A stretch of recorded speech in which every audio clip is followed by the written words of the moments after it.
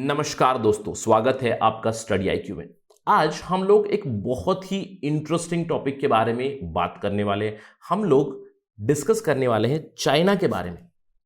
यहां पे एक डिस्कशन होगा कि क्या चाइना एक आइडियोलॉजिकल चैलेंज पोज कर रहा है वेस्ट यानी कि यूएस की हेजेमनी के ऊपर। तो इसके ऊपर एक सवाल उठाएंगे, एक डिस्कशन होगा और अंत में मैं आशा करता हूं कि आप कमेंट करके मुझे बताएंगे कि आपकी क्या प्रतिक्रिया है इस पर्टिकुलर आर्टिकल के ऊपर। बहुत ही इंटरेस्टिंग कॉन्सेप्ट है, तो चलिए डिस्कशन शुरू करते हैं।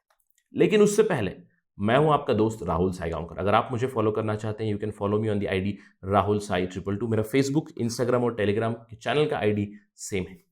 इसके अलावा स्टडी आईक्यू आपके लाया है comprehensive prelims cum mains programme for UPSC 2021।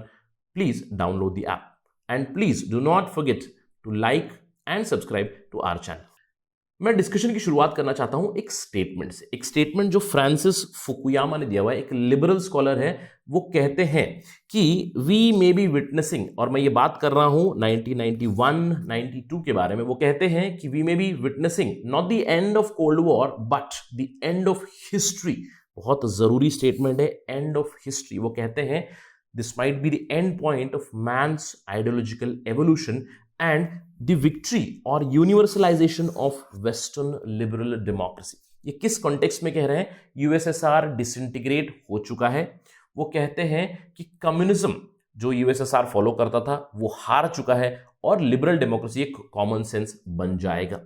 मैं पूरे यकीन के साथ कह सकता हूं कि जो पॉलिटिकल साइंस के छात्र हैं उनको ये स्टेटमेंट काफी अच्छे से समझ में आया होगा, लेकिन मैं उसके ऊपर थोड़ा सा और डिस्कशन करूंगा टू एक्सप्लेन क्या एग्जैक्टली फ्रांसिस फुकुयामा कह रहे हैं। अगर मैं बात करूं मॉडर्न एरा में इंडस्ट्रियल रेवोल्यूशन जब से शुरू हुआ है 16-17 सेंचुरी से, बहुत सारी फैक्ट्रीज आ गई, आर्थिक विकास होने लगा, जीडीपी बढ़ने लगा। तो इसी बीच एक आइडियोलॉजी भी निकली एडम स्मिथ की आइडियोलॉजी प्रमोट करती है लैज़ेफेयर को। लैज़ेफेयर मतलब स्टेट को इंटरवीन करने की कोई जरूरत नहीं है इकोनॉमी में। एडम स्मिथ अपने बुक वेल्थ ऑफ नेशन में कहते हैं कि एक इनविजिबल हैंड है, डिमांड और सप्लाई खुद ब खुद मार्केट को रन करेगा। तो ये बेसिक प्रिंसिपल है कैपिटलिज्म का, यानी कि प्रॉफिट मोटिव से आप काम करते रहिए। अगर डिमांड है तो आप सप्लाई करते जाइए।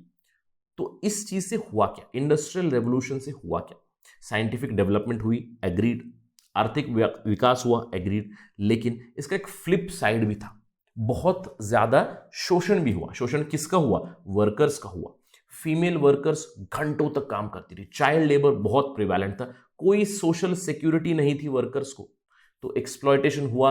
तो एक काउंटर आइडियोलॉजी जरूर निकलनी थी। वो काउंटर आइडियोलॉजी निकली कार्ल मार्क्स से। कार्ल मार्क्स ने कहा कि विश्व के जितने भी वर्कर्स हैं आप एकजुट हो जाइए और इन इंडस्ट्रीज के साथ लड़िए और एक कम्युनिस्ट स्टेट की स्थापना कीजिए। तो क्लैश ऑफ आइडियोलॉजी शुरू हो गई। एक तरफ था कैपिटलिज्म, एक तरफ था कम्युनिज्म। हम लोगों ने देखा कि दो विश्व महायुद्ध हुए। पहले महायुद्ध के दौरान रशियन रेवोल्यूशन भी हुआ, तो कम्युनिस्ट स्टेट की स्थापना भी हुई यूएसएसआर के रूप में। तो एक तरफ था यूएसएसआर जो कम्युनिस्ट आइडियोलॉजी स्प्रेड कर रहा था, एक तरफ था यूएस और वेस्टर्न ब्लॉक जो कैपिटलिज्म में बिलीव करते थे। दूसरे महायुद्ध के बाद पूरा विश्व विभाजित हो गया। एक तरफ था रेड थ्रेट मतलब रशिया यानी कि कम्युनिज्म, और दूसरी तरफ था liberalism which followed capitalist ideology. Cold war चला। कोल्ड वॉर बहुत सालों तक चला, 1945 से लेकर 1991 तक, और अल्टीमेटली कोल्ड वॉर के बाद यूएसएसआर का डिसइंटीग्रेशन हुआ। बहुत सारे अन्य रीजंस थे, इसके ऊपर वीडियो है स्टडी आईक्यू पे, आप देख सकते हो कि क्यों एग्जैक्टली डिसइंटीग्रेशन हुआ यूएसएसआर का। बट इन जनरल मैं जो स्टोरी आपको बता रहा हूं उसमें यूएसएसआर के डिसइंटीग्रेशन होने के बाद फ्रांसिस फुकुयामा ने कहा कि एक आइडियोलॉजिकल फाइट में लिबरलिज्म जीत चुका है, कम्युनिज्म हार चुका है और universalization of western liberal democracy हो जाएगा। तो उन्होंने कहा ये एंड ऑफ हिस्ट्री है, ये end of man's ideological evolution भी है। लेकिन हम लोग वापस चलते हैं इस आर्टिकल के ऊपर जहां पे हम लोग डिस्कशन करने वाले हैं। इस आर्टिकल को लिखा है एंड्रयू मिक्टा ने, जहां पे वो एक सवाल पूछते हैं। वो सवाल पूछते हैं कि हैज हिस्ट्री रियली एंडेड? इसका जवाब तो हम जानते हैं कि नॉट रियली पहले से ही, क्योंकि अगर हम लोग बात करें कि यूएस हेजिमनी 1991 के बाद क्या यूएस को किसी ने चैलेंज नहीं किया। अगर हम लोग बात करें पहले 10 साल में बहुत ज़्यादा चैलेंज नहीं आया 1991 से लेकर 2001 तक, लेकिन 2001 में टेररिज्म ने एक बहुत बड़ा अटैक किया यूएसए पे। तो इस्लामिक फंडामेंटलिज्म जो है वो एक बहुत बड़ा चैलेंज बन के उभरा वेस्टर्न आइडियोलॉजी के ऊपर, यानी कि कैपिटलिस्ट आइडियोलॉजी के ऊपर। लेकिन हम लोग उसके बारे में बात नहीं करने वाले, हम लोग डिस्कस करने वाले कम्युनिज्म की कंटिन्यूस चैलेंज के ऊपर। अभी रशिया हट चुका है और चाइना आ चुका है जो आइडियोलॉजिकली चैलेंज कर रहा है यूएस हेजिमनी को। इनफैक्ट अगर हम लोग देखें कोविड की महामारी के दौरान, उससे पहले भी यूएस चाइना का ट्रेड वॉर चला, और अभी तो चाइना और भी असर्टिव हो चुका है अपने चैलेंज को लेकर यूनाइटेड स्टेट्स के खिलाफ। एंड्रयू मिक्टा कहते हैं कि चाइना का जो आइडियोलॉजिकल चैलेंज है वो कई गुना बड़ा है, जहां तक सोवियत कभी पहुंचा भी नहीं था कोल्ड वॉर के दौरान। चाइना का इंपैक्ट और भी ज्यादा है। वो कुछ दावे करते हैं, कुछ एग्जाम्पल्स देते हैं। चलिए बात करते हैं वो क्या एक्सप्लेनेशन देते हैं कि चाइना यानी कि Beijing is going to set a free market of unfree people. ये क्यों?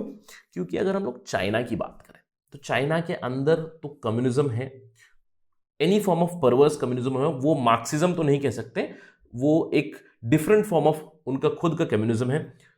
तो उनकी जो सोसाइटी है, उस सोसाइटी में क्या होता है, उस सोसाइटी में उन्होंने एक मैसेज दे रखा है अपने लोगों को कि हम लोगों ने पिछले 25-30 सालों में स्पेक्टैकुलर इकोनॉमिक ग्रोथ की है। 900% हमारा जीडीपी बढ़ा है एक ही जनरेशन में। और ये क्यों हो पाया है?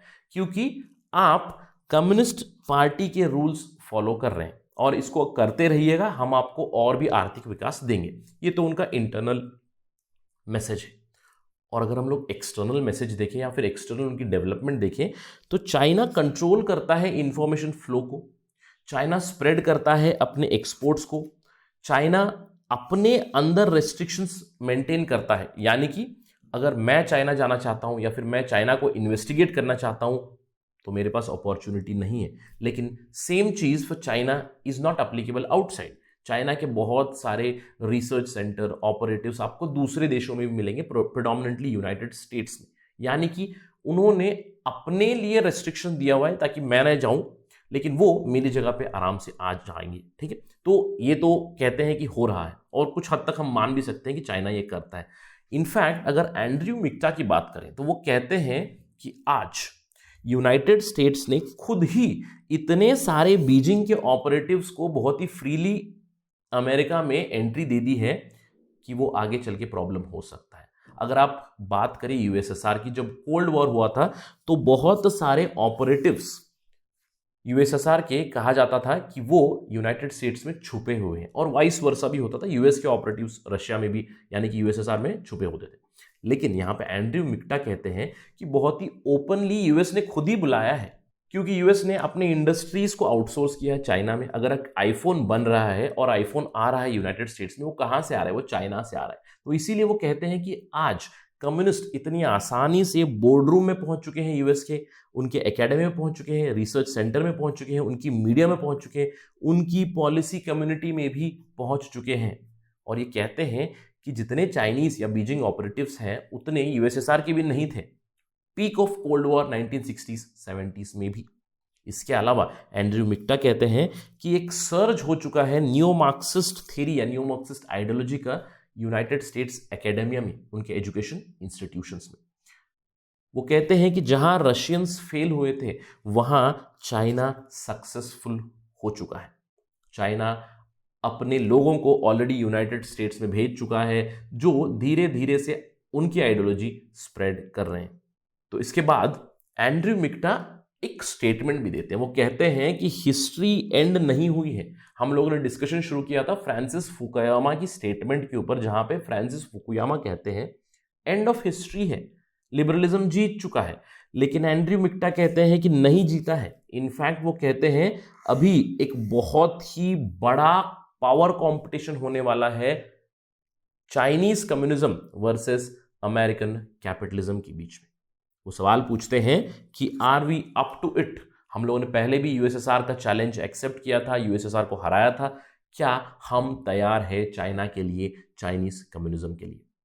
That's it from my side on this part of discussion. लेकिन आपका एक जॉब बनता है। मैंने आपको बताया कि पहले Russian communism versus US capitalism के बीच में लड़ाई थी, जहां पे यूएसएसआर डिसइंटीग्रेट हो गया था, और अभी एंड्रयू मिक्टा कहते हैं कि चाइना चैलेंज कर रहा है यूएस हेजेमनी को। तो आप मुझे बताइए कि इस एनालिसिस में एंड्रयू मिक्टा की जो आर्टिकल है उसमें कितना सच है, आप कितना बिलीव करते हैं? Please right in the comment section whether you believe that China is challenging US hegemony, China is trying to spread their form of communism in United States of America. Yes or no? Thank you very much. Jai Hind.